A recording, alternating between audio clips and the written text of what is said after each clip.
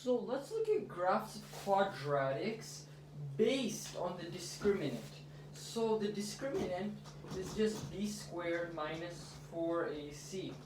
So if our discriminant is greater than 0, that means we have two real roots. Okay?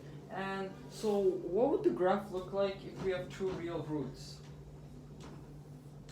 The graph would look like this. We have two x-intercepts. Basically, the idea is we have an x value and the y value is 0. So that's why we're going to have two x-intercepts. Now, what if the discriminant was equal to 0? So, what if discriminant was equal to 0? That would mean we actually only have one root, one real root. Okay? And it would look like this.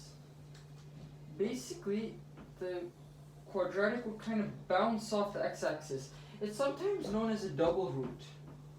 Double root. Right? Okay. Because the idea is that when we do plus or minus to 0, right?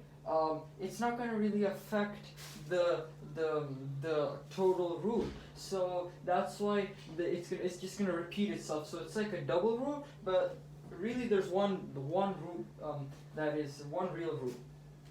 It kind of bounces off the graph. Okay, so now let's look at our last case, and this is when the discriminant is actually less than 0.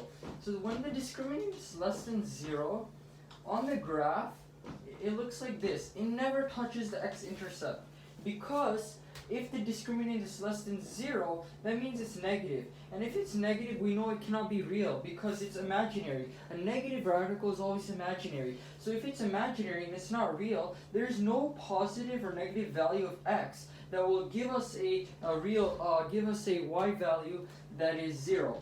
So that's why if the discriminant is less than 0, then we don't have any x-intercepts. And that's basically how we can tell the graphs of quadratics just based on this discriminant, which is b squared minus 4ac.